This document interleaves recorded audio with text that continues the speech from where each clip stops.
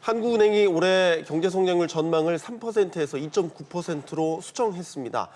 미중 무역 분쟁 확대에 따른 대외적인 불안감 고조 그리고 고용 등 부진한 국내 경제 지표 등을 반영한 결과입니다.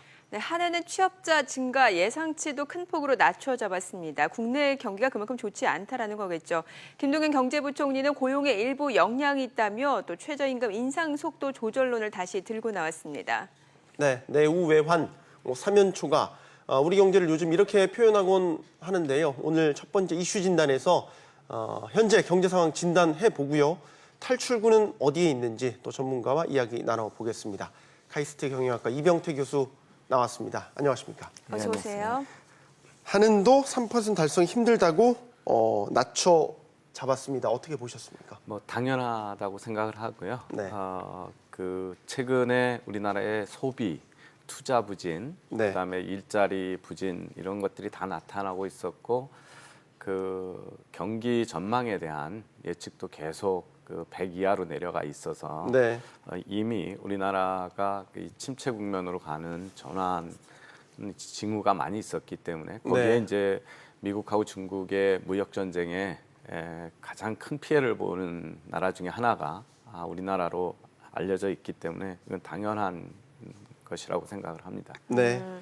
사실 그 성장률 0.1%포인트 이 하향 조정이라는 게 이게 어느 정도의 의미를 갖는지 좀 안 와닿을 수도 있거든요. 예, 우선은 우리나라 최근에 한은이나 경제의 정부의 경제 성장률이 민간의 연구기관에 비해서 늘 좀 높게 잡혀 있어서 네. 사실은 지금 2.9%도 아마 어려울 거다 이런 생각이 드는데요. 우리나라의 지난해 국내 총 생산이 1,730조 원입니다. 그게 이제 0.1%를 하면 우리나라가 만들어내는 부가 0.1%지만 그게 1조 7천억 원이 되는 금액입니다. 네. 이제 개인 한 1인당 국민소득이 한 3만 불 되니까요. 네. 0.1%면 한 30불 정도의 소득 감소가 일어나고 가계로 보면 한 50불 정도의 소득 감소를 예측할 수 있고요. 문제는 이제 이거보다도 고용이겠죠. 우리나라의 고용 탄력성이 경제가 성장이 한 1% 되면 고용이 0.2% 늘어나는 것들이 최근의 통계거든요. 네. 그래서 고용 0.1%가 감소가 되면 고용은 0.02%인데 그거는 우리나라에서 한 5만 3천 개의 일자리가 준다는 겁니다. 그러니까 0.1%의 경제 하향이 되면 네. 일자리가 한 5만 3천 개 줄고요. 또 이제 일자리 경제가 나빠지면 저소득층이 먼저 타격을 받잖아요. 네. 그래서 그런 경우에 빈부격차도 확대, 소득격차도 확대되는 그런 영향이 있습니다. 그래서 0.1%라는 게 아주 작은 것처럼 보이지만 네. 워낙 국가 경제 전체로 보면 큰 숫자이기 때문에 이런 영향이 있습니다. 파급되는 바가 상당히 네. 많이 있군요. 네. 지금 한국은행이요, 낮춰 잡으면서 대내외적인 요인들을 다 꼽았습니다. 먼저 저희가 대외적인 요인들을 얘기를 해볼 텐데 미중 무역 분쟁 한은이 들고 나왔습니다. 네. 생각보다 상황이 좀 심각하다라고 보여집니다. 그럼요. 예, 많이 심각합니다. 네. 우리나라의 이제 중국의 수출 의존도가 워낙 높은데 그 중에서도 중국 소비자한테 집적하는 수출 비중은 한 5.4%밖에 안 되고 네. 대개는 자본재하고 간접재 수출이거든요. 그 자본재라는 게 뭐냐면 중국 기업이 사업을 하는데 필요한 기자재들이고요. 그리고 원자재는 중국 기업이 만들어서 미국에 수출하는 데 들어가는 거기 때문에 중국의 수출 붐이 줄어들면 바로 이 원자재하고 자본재의 한 95%의 수출이 타격을 받게 됩니다. 그래서 네. 상당히 심각한 문제라고 볼 수 있습니다.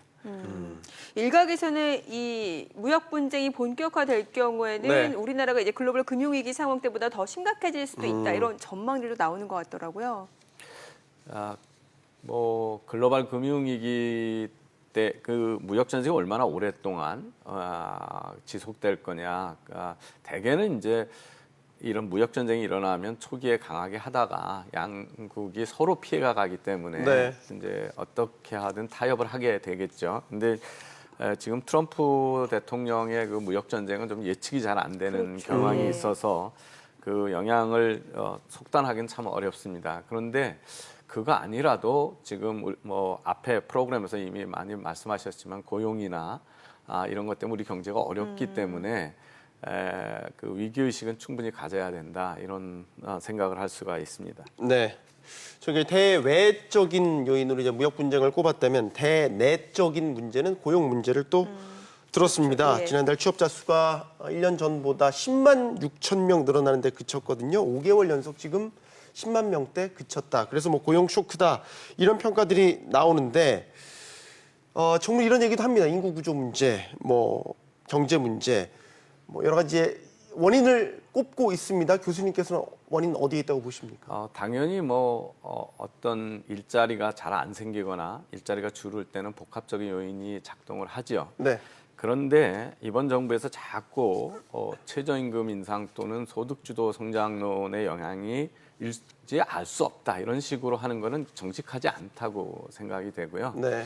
정부가 당연히 영향을 분석해서 대책을 마련해야 되는 게 할 일이지 통계를 이용하면서 잘 알 수 없다 이런 거는 좀 국민에 대한 도리가 아니라고 생각이 되고요. 네. 왜 이게 구조적인 문제가 아니라 정책에 의한 충격일 가능성이 크냐 하면 네. 집권 초기만 해도 한 30만에서 40만씩의 일자리가 그 취업자 수가 증가하다가 네. 지난해 그게 그래도 한 25만 선까지 내려갑니다. 근데 그 내려가는 것도 최저임금 인상이 발표되면서부터 급격히 내려가거든요. 그리고 네. 그게 시행이 되는 금년 들어서 10만 명 순으로 아주 계단처럼 이렇게 뚝 떨어지거든요. 네. 이게 구조적인 영향이라고 그러면 일관되게 완만하게 작동되지 이렇게 계단적으로 나타날 리가 없기 때문에 이런 명백한 통계를 보고도 자꾸 아니다 이렇게 하는 거는 좀 손바닥으로 하늘을 가리는 일이다 뭐 이렇게 볼 수 있습니다. 네. 그런데 사실 뭐 지금 고용 쇼크다라는 말이 나오긴 하지만 한국은행이 올 하반기는 고용 시장이 조금은 그래도 나아질 것이다 이런 전망을 내놨습니다. 네. 어떻게 생각해 보면 지금 일자리와 관련된 정책이 아직은 자리를 잡지 않은 상황에서 너무 이른 시점에 판단을 하는 것이 아니냐라는 그런 목소리도 분명히 있거든요. 예, 그 바로 한국은행이나 정부가 일자리를 월 32만 개 정도 증가를 목표로 삼았었거든요. 네. 그러니까 지금 그 예측이 별로 신빙성이 없죠. 그 하반기는 좀 나아질 거다라고 하는 것이 낙관론인 게 지금 네. 10만 개 늘어났다고 그러는데요. 사실은 금년 2월, 4월, 뭐 6월까지 보면 이거 다 정부가 세금으로 일으킨 일자리가 더 많습니다. 공공하고 사회 서비스 쪽에서 한 뭐 16만에서 20만 개 늘어나는 반면에 민간 부분에서는 6월 통계에서는 15만 개 이상이 줄었고요. 그 중에 그 금융하고 보험업 쪽에서 한 6만 개 늘어난 것도 정부가 이거 압력을 가해서 관치로 늘린 거거든요. 그렇게 보면 민간 부분의 일자리 줄어나는 게 뭐 20만 개 정도가 된 거거든요. 네. 그래서 지금 경제 전체에서 민간 부분에서 일자리 창출 능력이 고갈을 넘어서 일자리 파괴가 일어나고 있는데 이 부분을 해결하지 않으면 그 하반기 가서 좋아질 거다. 거기다 이제 무역 전쟁이 만약에 하반기까지 늘어지면 대외 여건도 안 좋기 때문에 지금 10만 수준이 18만 명으로 될 거다. 그러려면 아마 지금처럼 정부가 세금으로 억지로 늘리는 공공 부분 확대 외에는 해결책이 없을 겁니다. 지금 뭐 안이 뭐냐 대안이 뭐냐라고 저희가 이제 얘기를 할 때 전문가 사이에서 논쟁이 있는 부분이 분명히 있습니다. 예를 들어서 기업 목적이에 대한 부분, 그러니까 투자를 유도해서 풀어주고 세금 줄여주고 하면 투자해서 일자리 늘어날 거다. 근데 이전 정부의 모습을 보면 그렇게 했더니 일자리가 늘어나는 효과보다는 노동소득 분배율이 오히려 악화되는 그런 결과로 가져왔다.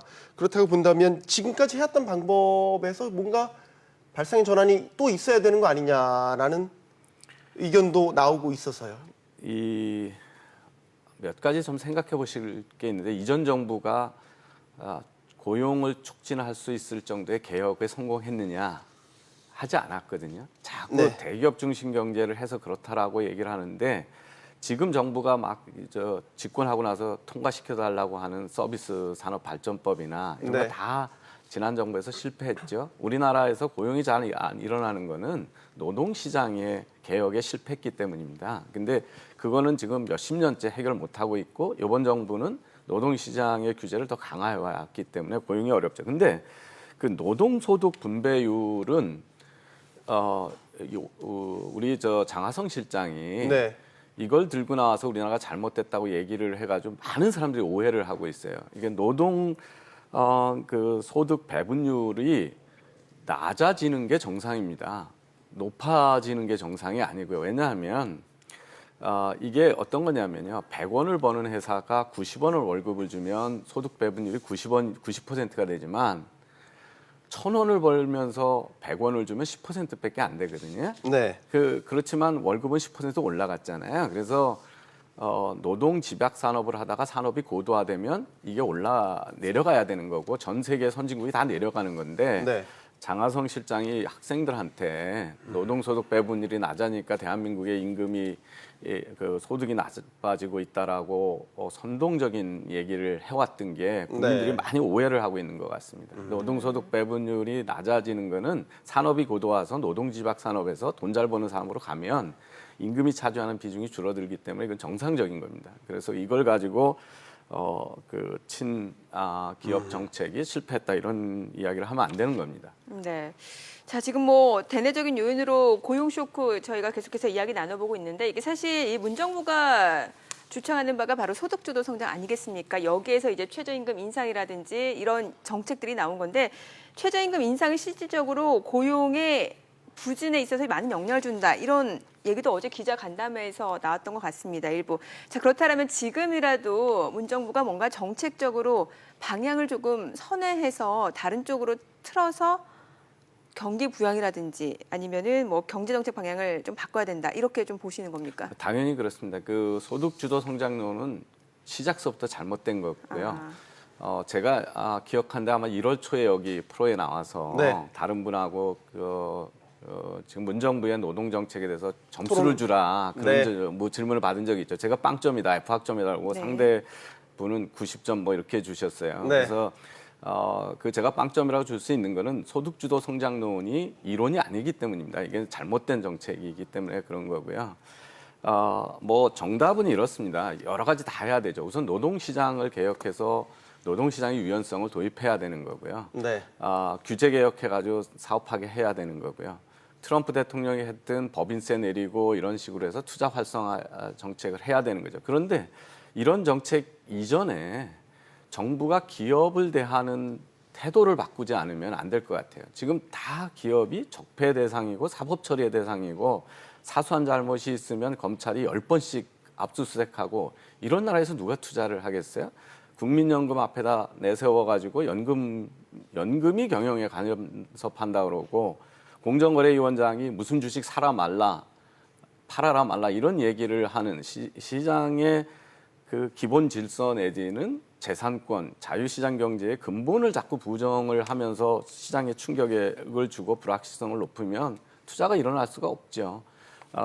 그 손자회사, 자회사 뭐 이런 거에 대한 규제 때문에 돈을 많이 버는 얼마 전에도 어제도 언론에 일부 나왔는데 SK 하이닉스 같은 현금이 많은 기업도 투자를 할 수가 없다는 겁니다. 대기업 집단에 대한 규제가 하도 많아서 그러면서 일자리가 생길 거를 기대하는 거는 연목구어죠. 이거는 이론적으로 가능하지 않습니다. 그래서 여러 가지로 정책을 전환하지 않으면 상당히 오랫동안 고생을 할 것입니다. 네, 정부도 깊은 고민에 빠져 있는 것 같죠? 이병태 교수와 이야기 나눠봤습니다. 감사합니다. 잘 들었습니다.